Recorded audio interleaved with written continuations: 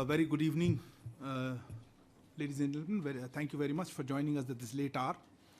As you are aware, there have been fast-paced developments in Ukraine since today morning, and of course, they've been following the developments over the last few days.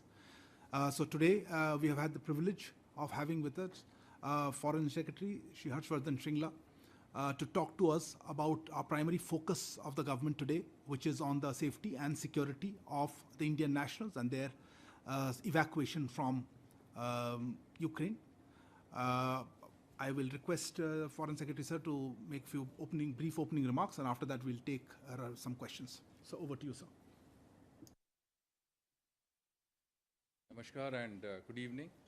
Thank you for joining us at this late hour. You have all seen the sudden and serious developments in Ukraine today. As we speak, there is a meeting of the Cabinet Committee on Security, chaired by the Prime Minister in session, to take stock of this situation. Prime Minister has conveyed at the CCS meeting that the topmost priority of the government is the safety and security of Indian nationals, including Indian students, and their evacuation from Ukraine. Prime Minister is scheduled to speak to the President of Russia, Vladimir Putin, shortly. External Affairs Minister will be speaking to the foreign ministers of the countries neighboring Ukraine, namely Poland, Romania, Slovakia, and Hungary. Earlier this evening, he also spoke to the EU High Representative as well as the Foreign Minister of the UK. A number of steps have been taken over the last month or so to deal with the emerging situation in Ukraine, including the contingencies that could arise, and I'm referring to the situation as we see today. We started the registration of Indian nationals in the Ukraine about a month ago. Our embassy anticipated the need to connect and be in contact with all Indian students in the Ukraine. Based on the online registration process that was conducted by our embassy, we found that there were close to about 20,000 Indian nationals, including students in the Ukraine. Of these, about 4,000 have since left the country. We have taken a number of measures to facilitate flights out of the country. This includes removing the cap on the number of passengers that could fly out of Ukraine that was imposed by the civil aviation authorities of both countries. There was a 440 numbers that could fly out every week. That cap was removed. We also ensured that the number of flights were augmented rapidly from about twice a week to about 2 flights a day. And that enabled us to get at least 4,000 of our citizens and students out. We should also remember that there were a number of other options available through flights to Dubai and Istanbul and other places from Kyiv. Our embassy in Ukraine continues to be functional, is rendering all assistance possible to Indian nationals there, notwithstanding the fairly complicated and evolving situation that we find ourselves in. The embassy has issued a number of advisories in recent days. Today itself, the embassy has issued 3 advisories, and these provide advice to Indian nationals on the situation as it evolves, travel towards safer places, including western parts of the country that will facilitate the exit by road and other means, safety precautions that our citizens could take, etc. Our ambassador has also sent a personal message to all Indian citizens in Ukraine, providing advice.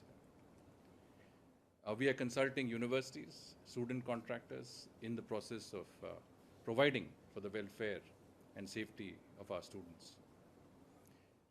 A control room has been set up in MEA. Now this control room has been functional for the past 7 or 8 days, but we have seriously augmented the strength. We have over 20 officers that are manning these control rooms, this control room in the Ministry of External Affairs on a 24/7 basis.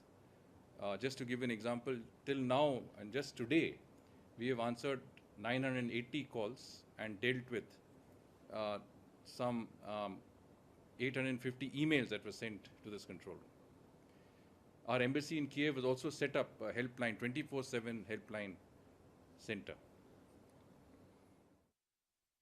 The other measure that we have taken is that we have dispatched Russian-speaking officers to Kiev and to the countries neighboring Ukraine. Russian-speaking because the language there is Russian. If you're not Russian-speaking, your utility is far more limited. Some of these officers are already reached and are functioning. Some will be reaching shortly. We've also asked our embassies, our ambassadors in the countries neighboring Ukraine, and I mentioned these, Poland, Romania, Slovakia and Hungary, to send teams of their officers to the border areas with Ukraine to facilitate the exit of Indian nationals from Ukraine, to permit them to come into their countries, so where they can be safely evacuated back to India. And MEA teams are on their way as we speak to Zahoni border post in Hungary, Krakwiers land border in Poland, Visny Nemke in Slovak Republic, and Suceava land border in Romania. We have also asked some of our officers to go across and set up camp offices in Ukraine, close to the border. Two of the places we have identified are Lviv, which is close to Poland, and Chernivtsi, which is close to Romania. And here, I think, will be sort of facilitation points. Now, our embassy has, it's a very complicated, very evolving situation. It's obviously, certain areas there's conflict. We can't have a single sort of advisory that fits all situations. We have to evolve. We have to see where we are and how and which part of the country you're located and what the situation is. Generally, if we are advising that if you find yourself in a certain difficult situation, then you should remain in secure areas and shelters, etc. If you can, you move westwards towards the borders with some of the countries I mentioned. And these advisories will be continuously issued. These helplines are for that purpose, so that depending on the situation, that advice can be given. One important step that we have taken, because a number of our students were reluctant to leave because the authorities, university authorities had said that the classes must be offline. We have now persuaded all the universities and the institutions to allow online classes, and therefore students can actually leave without having to face the strain of not being able to or missing out on their classes. As I said, the situation on the ground is difficult and is rapidly evolving. I want to take this opportunity to assure all Indian citizens, including students in Ukraine and their family members, that we will take all possible steps to bring you back safe and sound, bring your wards back safe and sound. Prime Minister has specifically stated that the Ministry of External Affairs should do everything possible in coordination, of course, with other ministries involved, to ensure that facilitation on the lines that I discussed, helplines, control rooms, officers available, shelters, accommodation, facilitation in every manner is done for our citizens. We, of course, had a few citizens outside our embassy also. I'm told that at least all of them, I'm talking about numbers of about 200 to 250 of our citizens, have been accommodated in schools in the area. The embassy has been asked to facilitate their requirements, and depending on the situation, we will have them evacuated westwards. As you know, this government has been very focused when it comes to the welfare of Indian citizens in difficult situations around the world. We have had a lot of experience in facilitating and arranging such evacuations. The Vande Bharat mission, which is the largest repatriation exercise of its kind, was undertaken during the peak of COVID times. More recently, we had Op Devi Shakti, which is involving the evacuation of Indian nationals from Afghanistan, from a conflict situation. We will obviously have to take into account that every situation presents its own challenges, and we have to deal with it accordingly. So perhaps I'll stop here and see if there are any questions. Thank you very much. I'm sure there are a lot of questions. Please introduce yourselves before taking the questions. Maybe I'll start with you right here. I saw your hand go first, and then we'll. Sir, I'm Akhilesh Suman from Sansar TV. Russia and the US both are strategic partners, and in this point of time, are we playing any role talking to both US and Russia to stop the war and create a situation when there can be a congenial atmosphere in the region? Take a few more. A couple of more. Yeah, please. Come back. So would you like to make any comments on the sanctions being imposed on Russia? Does that bring more difficulty for us as far as our military acquisitions are concerned? Thank you. Nainima from Ukraine.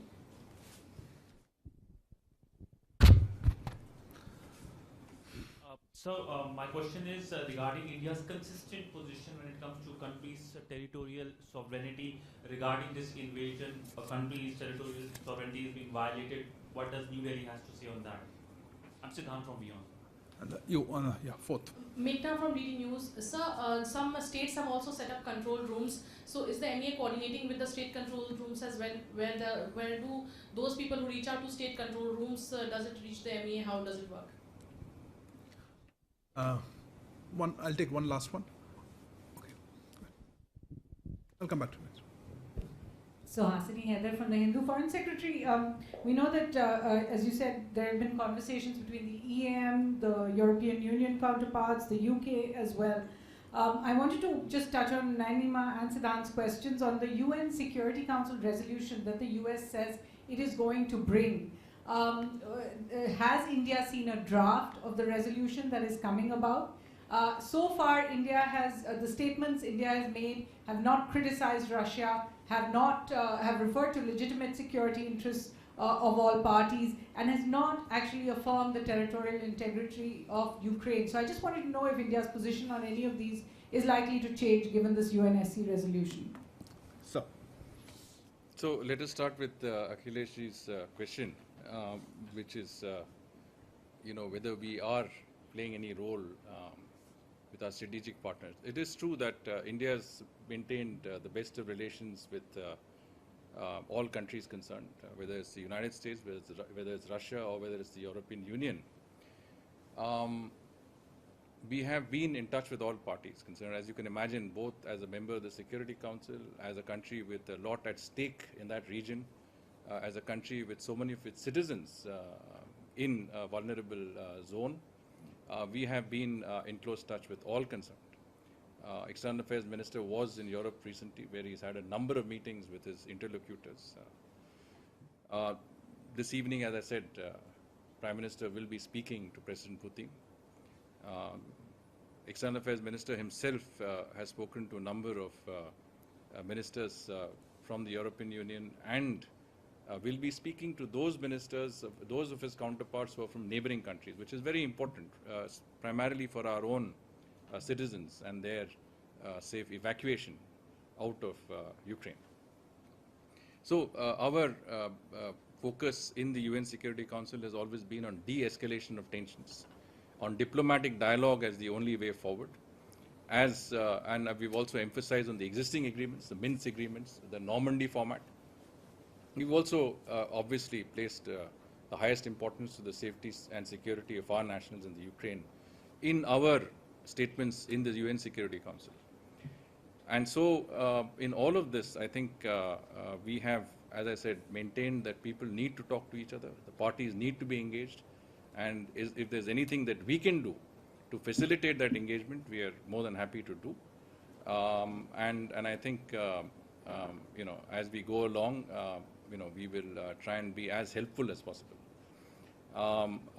Nainima's question on sanctions on Russia, you are aware that certain unilateral sanctions were already existing as far as Russia was concerned.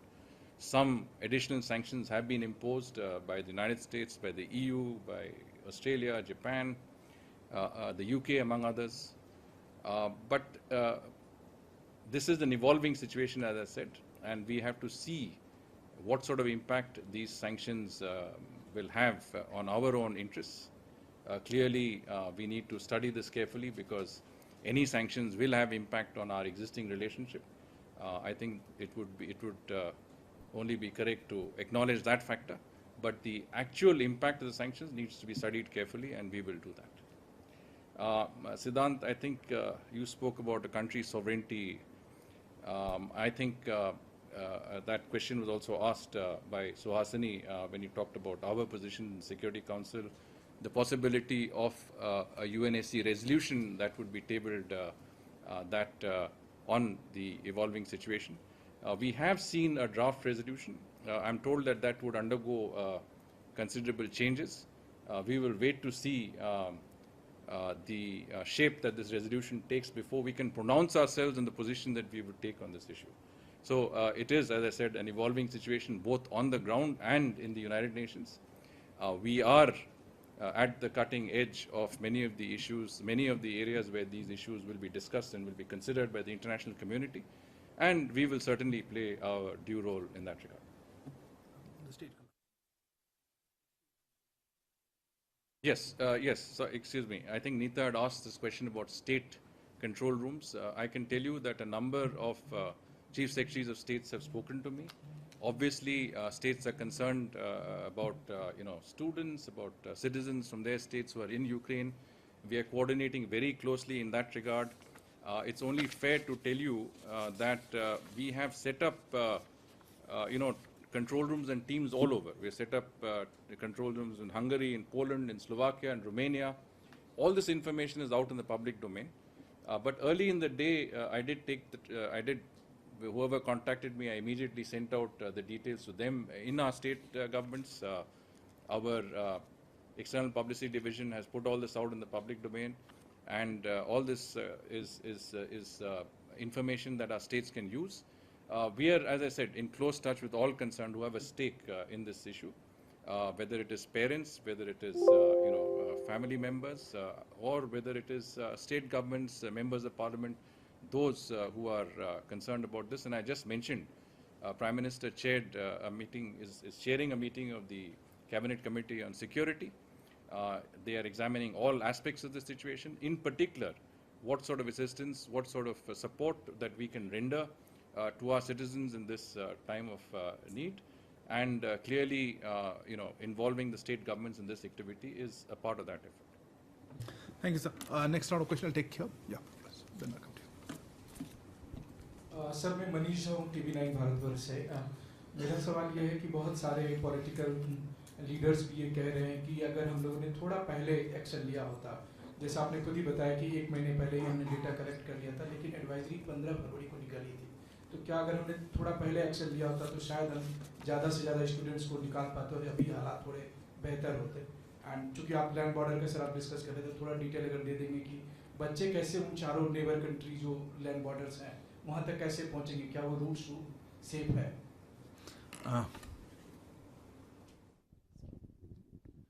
Sir, Shruti Ranjan from the Bloomberg, sir, two quick questions. One, sir, what is the kind of message we are likely to carry to Russia when the Prime Minister is expected to speak? And secondly, sir, we have heard the Ukrainian ambassador to India saying that they're disappointed with India's stand. Is there a reaction to that or a clarification to that, sir?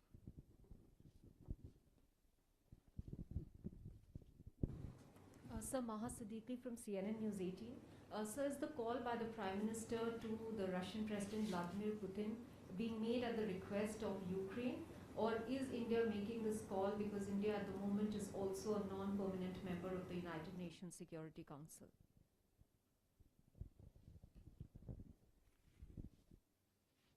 Sir, over here. Thanks now, Srinjoy. Sir, you said Prime Minister is speaking with the President of Russia, Mr. Putin, tonight.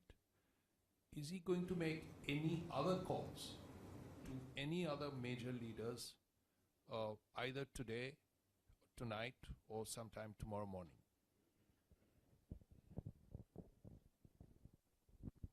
Sandeep news 18 India से sir normally situation में जब evacuation होता है तो air force को भी involve किया जाता है, क्या ऐसी सिचुएशन है कि एयरफोर्स को भी इस इवैक्यूएशन में जो है आप लोग शामिल करने जा रहे हैं? सर हाँ, पहले मैं मनीष जी का प्रश्न का उत्तर देना चाहता हूँ। ये स्थिति जो हम देख रहे हैं ये काफ़ी कॉम्प्लिकेटेड सिचुएशन है।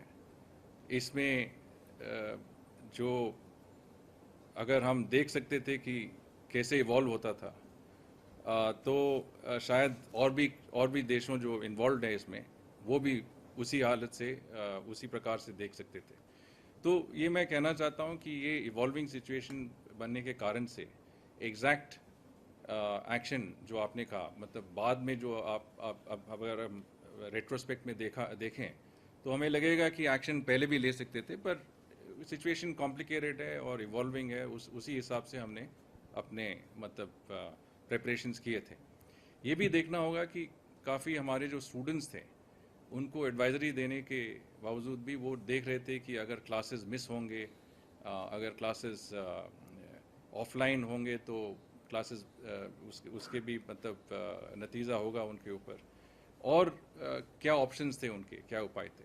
तो इसमें हमने काफ़ी इनके साथ हम इनके साथ संपर्क में थे, इनको एडवाइस देते रहे, और जैसे मैंने कहा जो वहाँ से निकलना चाहते थे वो निकल गए, जिसको फैसिलिटेट करना था हमने फैसिलिटेट करवाया। और एडवाइजरीज भी अगर आप देखें 15 तारीख को जो एडवाइजरी इशू हुआ था जिसमें हमने कहा कि you could Indian citizen, non essential Indian citizen can leave the country, तो हमने काफ़ी एडवांस नोटिस दिया था इसमें। तो मेरे ख्याल से जो सिचुएशन आज है वो इवॉल्विंग सिचुएशन के कारण से है, और ये भी हम कह सकते हैं कि जो हमारे जो नागरिकों का सुरक्षा है, उनके वेलबींग है, और उनके जो इवैक्यूएशन के जो अरेंजमेंट्स हैं वो हम पूरी तरह संभाल लेंगे, और इसमें कोई घबराने की बात नहीं होगी। और जो सेफ रूट्स हैं जैसे आपने कहा वो भी आइडेंटिफाई हो गए। मैंने आपको बताया था कि बाय रोड अगर कीव से आपको जाना हो तो पोलैंड के लिए 9 घंटे का रास्ता है और रोमेनिया के लिए करीब 12 घंटे का रास्ता है। तो वो रास्ता भी मैप आउट हो गया है, और वो रास्ते में जो पॉइंट्स मैंने बताया जैसे कि लिवीव है, चेरनीवित्स्की है, वहाँ भी हमने हमारे टीम्स जो रशियन स्पीकिंग ऑफिसर हैं वो टीम्स हम भेज रहे हैं, वो वहाँ पे होंगे, ताकि वहाँ से भी जो मदद और सहायता हम दे सकते हैं हमारे नागरिकों को वो हम ज़रूर देंगे। With regard to I think Sudhir Ranjanji's question about message to or the conversation between our PM and Russian President, I think it would be difficult to let us say guess in advance as to what nature of that conversation will be. I think we could certainly say that President Putin would provide his perspective on the situation, that he would brief the Prime Minister, and I think that conversation would obviously be around the situation that we see today. But beyond that, to try and second guess what would be the conversation, I think right now would be not correct. But needless to say, as the conversation takes place, we will be keeping you informed of the nature of that conversation. There was a question about same, I think you had asked about the disappointment expressed by the Ukrainian ambassador. Honestly speaking, we have been in touch with him. We have been in touch with many of our diplomatic colleagues. I did not see any disappointment that he had expressed as far as we are concerned. And we will certainly, be, as I said, in touch at very, very high levels. The External Affairs Minister is expected to speak to the Ukrainian Foreign Minister this evening, tonight. And obviously, we are speaking to all concerned. So I don't think there should be any sense that we are speaking to one party and not to other. I think Maha's question was again, whether the call, I think the call was in the behest, you said, of Ukraine.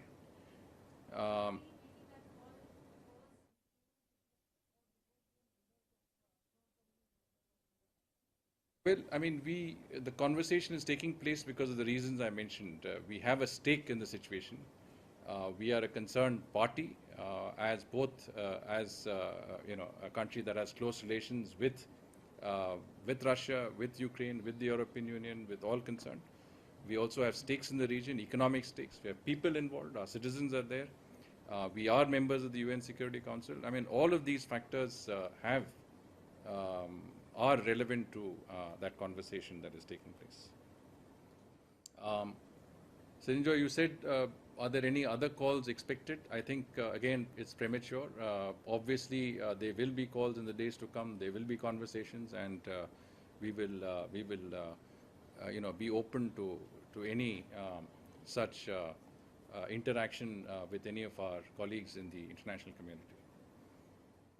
And Sandeep ji, आपने पूछा कि ऐसे स्थितियों में Indian air force को सूचना दी जाती है. आपने बिल्कुल सही कहा. हमने मिनिस्ट्री ऑफ डिफेंस हम मिनिस्ट्री ऑफ डिफेंस के साथ संपर्क में हैं.